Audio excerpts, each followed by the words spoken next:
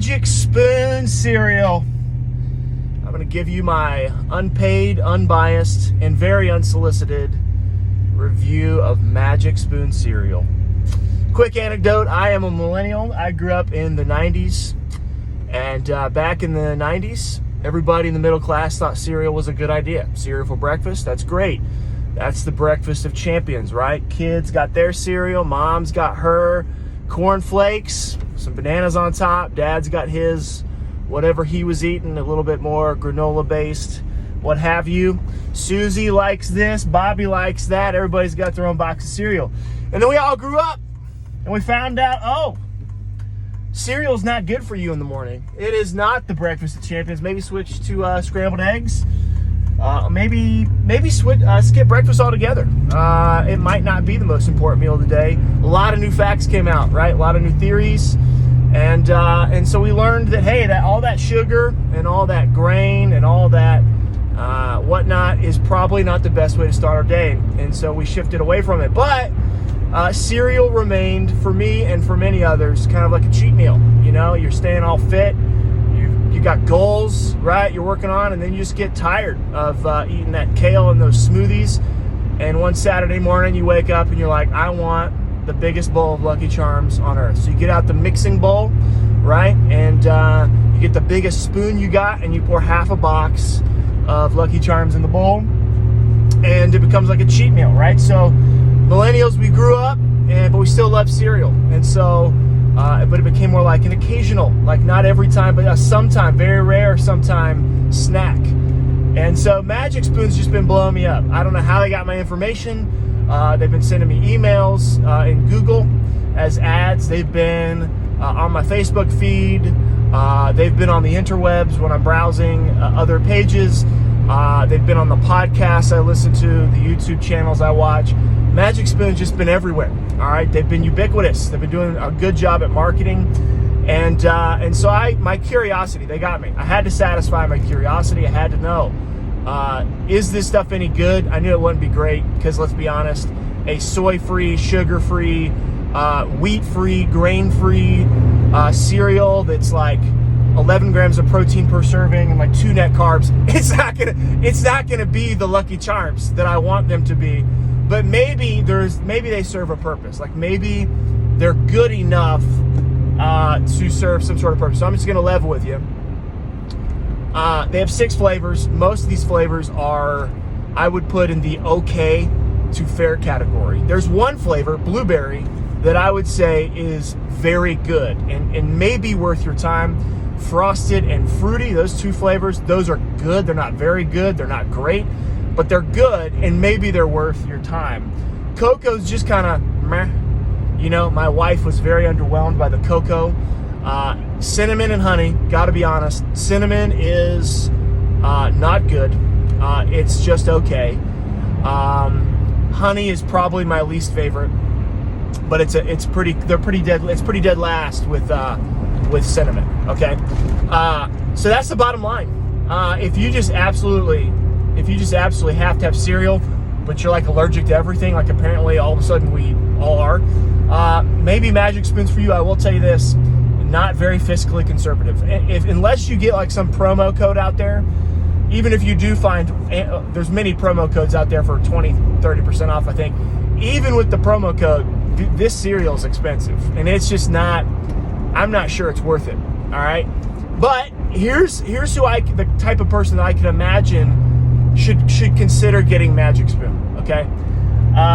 You're on keto, you're on the keto diet, and you're miserable, and you're like, dude, I want a bowl of cereal, but I don't want to get off keto, not even for a day, because if I fall off this wagon, I'm never getting back on. You should try Magic Spoon. This will probably kind of alleviate that for you. If you're not on keto, but you're still on some sort of like, you can't eat grains, you can't eat, tons of sugar. Nobody should eat tons of sugar, right?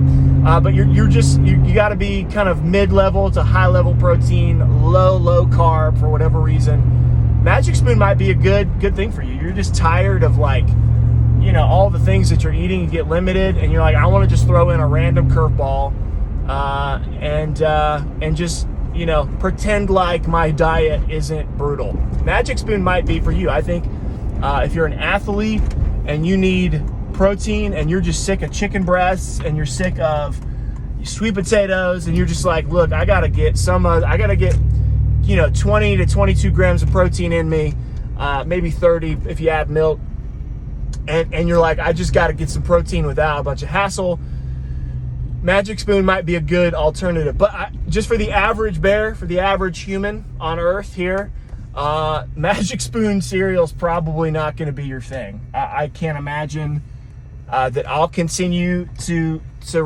buy most of these flavors.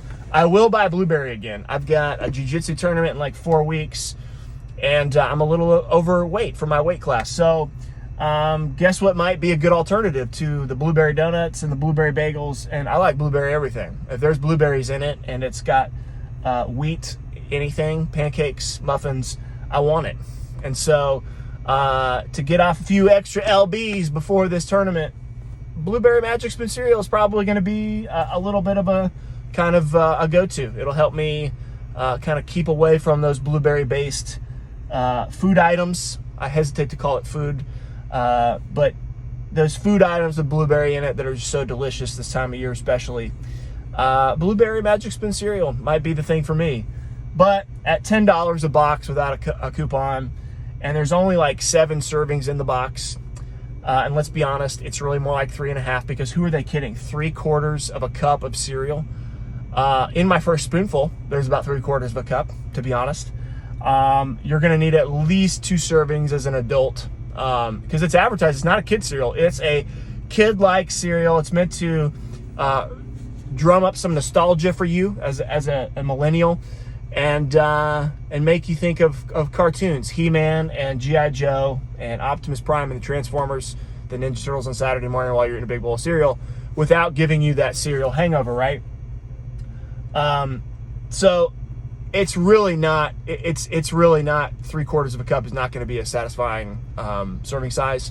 You're going to want twice that, and so you'll get 22 grams of protein plus however much protein's in the milk that you pour on there. And then there's only going to be anywhere from 4 to 6 net carbs in that serving size. So yeah, I don't know if any of that makes sense. I wouldn't waste your time on cocoa or honey or cinnamon. Fruity maybe, frosted maybe. Blueberry definitely maybe worth your while if you like blueberry stuff. And all of these cereals, they have something that they're seeking to imitate. Blueberry is Boo-Berry. I've never had that, but that's a cereal apparently. Cinnamon is Cinnamon Toast Crunch. Fails miserably to imitate that. Honey, I believe, is either going to be Pops or Honeycomb. And then frosted is like Frosted Flakes, I think. Fruity is either Fruit Loops or Fruity Pebbles that they're getting at. Cocoa is, I think it's not Count Chocula. It's Cocoa Pebbles that they're trying to imitate and replace for you. And yeah, so each one of these cereals kind of has a style of cereal that it's imitating or trying to replace for you, and they are imitations. They're not the real thing. Honey leaves a weird aftertaste in your mouth. Cinnamon, do you remember Cinnamon Toast Crunch? And if you know Cinnamon Toast Crunch, you don't call it that. You call it CTC. That was what we called it as millennials where I grew up. And so CTC at the bottom, there's that sugary, cinnamony, delicious milk. And you're really just trying to get to the milk at the bottom. Well, the Cinnamon Magic Spoon cereal has no sugar, right? Like Cinnamon Toast Crunch did, like CTC did.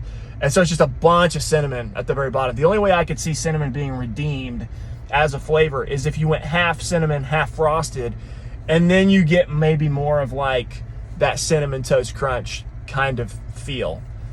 Because the amount of cinnamon at the bottom of the bowl in the milk is overwhelming. It's a lot of cinnamon. All of that spice with no sugar is not nice, okay? And this review's gone on way too long, so probably don't get any of the flavors except for blueberry, maybe frosted, fruity.